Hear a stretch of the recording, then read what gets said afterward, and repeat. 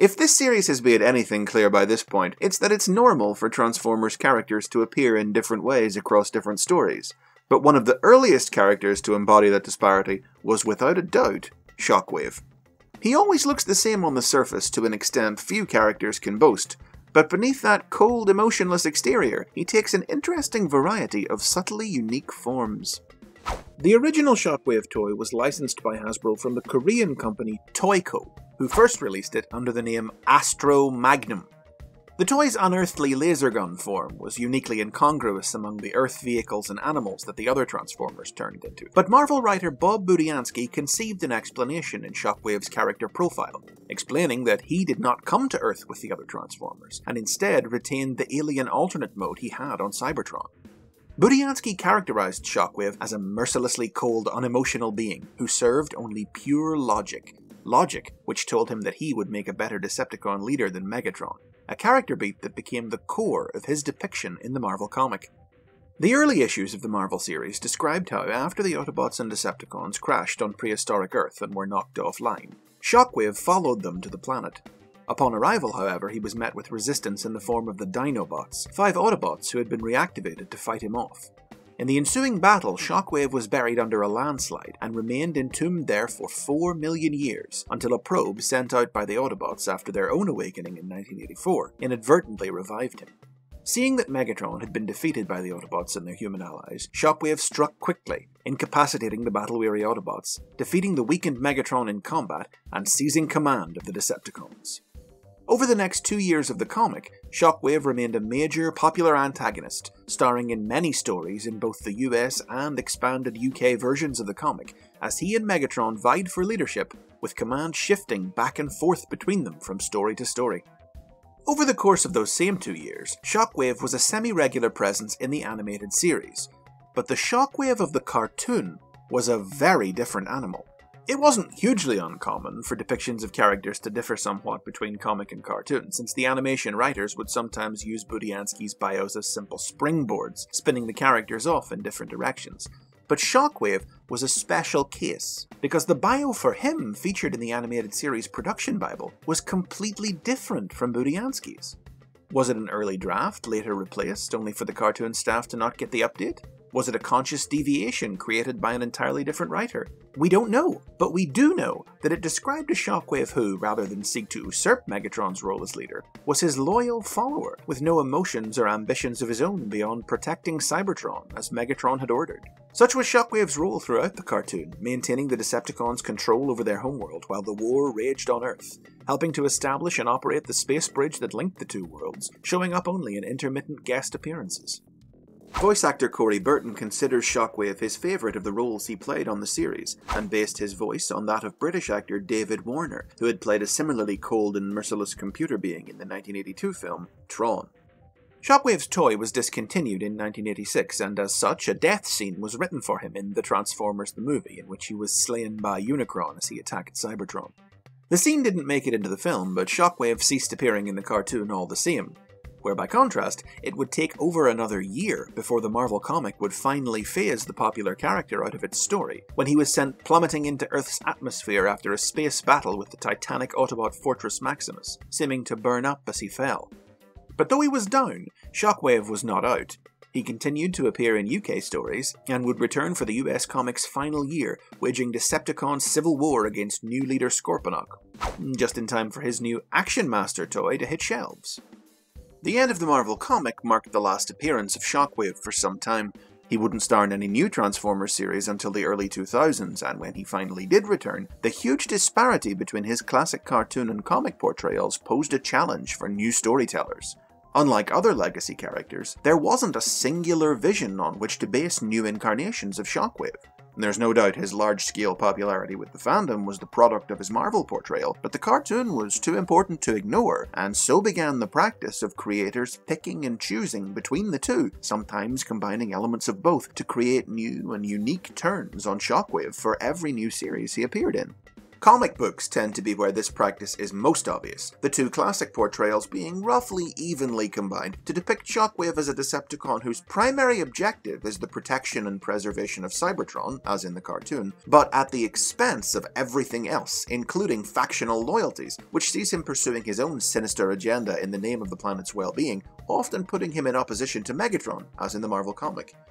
Dreamwave Productions were the first to take this approach in their short-lived Generation 1 comics in the early 2000s, in which Shockwave actually brought peace to Cybertron while Megatron and Optimus Prime were fighting on Earth, albeit as part of a larger, darker scheme he was pursuing.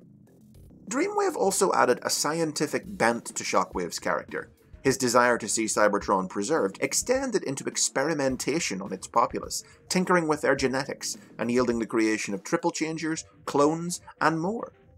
Since Dreamwave's comics were cancelled midstream, we never got to see Shockwave's plans fulfilled, but the scientist angle was not forgotten, and actually influenced several future incarnations of the character. Like the Shockwave who appeared in IDW Publishing's comics a few years later. IDW's Shockwave was a former senator who, unable to effect the change he wanted for his planet from within the system, began to act outside the law to accomplish his goals. As punishment for his actions, his fellow senators lobotomized him, removing his emotions, but doing so only purged him of his morality as well, creating the cold, logical Shockwave who prioritized the planet Cybertron above the lives of those who lived on it.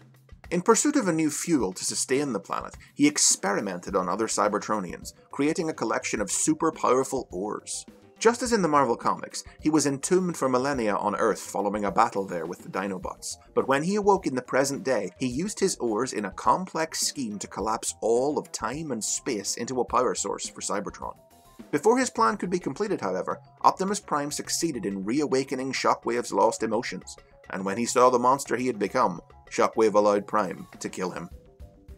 Outside of comics, on the other hand, depictions of Shockwave all tend to lean a little more in the direction of the original cartoon, in that he's normally depicted as a Megatron loyalist, with the major exception, oddly enough, of his first return to screens in 2004's Transformers Energon. The Energon version of Shockwave, renamed Shock Blast for trademark reasons, was unlike most others, as he was anything but cool and logical. Rather, he was a violent sociopath who was imprisoned by the Decepticons for attacking his comrades when he ran out of Autobots to kill. Liberated to bolster Megatron's forces around halfway through the Energon series, Shock Blast chafed under Megatron's command, but when he attempted to overthrow him by stealing the power of Unicron, it proved too much for him, and he was destroyed by his own ambition. His younger brother Sixshot sought revenge, but it ended just as poorly for him as it did for his big bro. In 2008, Transformers Animated returned Shockwave to his loyalist cartoon roots, even bringing back Corey Burton to reprise his performance and increasing the character's role in the story at Burton's request. But the series also found a way to put a unique spin on Shockwave's traditional Left Behind on Cybertron story, casting him as a spy who infiltrated the ranks of the Autobot government that controlled the planet by using size-changing powers to adopt the form of an Autobot named Longarm. Shockwave served as Megatron's man on the inside, but he wasn't popular with Lugnut, Megatron's other most loyal soldier, who saw him as a rival in bootlicking. Animated Shockwave's unconventional undercover role hasn't been revisited with any new mainstream incarnations of the character, but it was homaged in the Mirror Universe stories of Shattered Glass, published through the official Transformers Collectors Club. The live-action movie version of Shockwave, introduced properly in 2011's Dark of the Moon after a preemptive first appearance in the first movie's tie-in video game in 2007, was a remorseless killing machine with no higher goals. He was dangerous enough on his own, but his colossal pet Driller monster made him a one-bot army. He didn't last long against Optimus Prime when they went one-on-one, but his image lived on in KSI's man-made Transformers in Age of Extinction, and in the showboating Shockwave fanboy Nitro Zeus in The Last Knight. And then there's the aligned continuity. Here, with multiple characters like Starscream and Arachnid well in place as coveters of Megatron's throne, and Soundwave filling the role of emotionless loyalist, Shockwave was reimagined for this continuity to be primarily defined by his Dreamwave-derived role as a scientist, with his fixation on cold logic appearing outside of comics for the first time. His gruesome experiments were key to the story of the Fall of Cybertron video game, which saw him tamper with the genetics of both the Insecticons and the Dinobots, giving the latter their dinosaur forms. When he joined the cast of the Transformers Prime cartoon in its third season, he was soon at work cloning prehistoric Predacons from fossils. In Prime, Shockwave frequently found himself butting heads with the interfering Starscream, who was terrified that the efficient and ruthless Shockwave would steal away his position as second in command. Shockwave's fate following the end of Transformers Prime has yet to be divulged. With turmoil brewing on Cybertron, will he return in the current season of Robots in Disguise? If not, he's sure to resurface in the next version of the Transformers story. After all, it's only logical.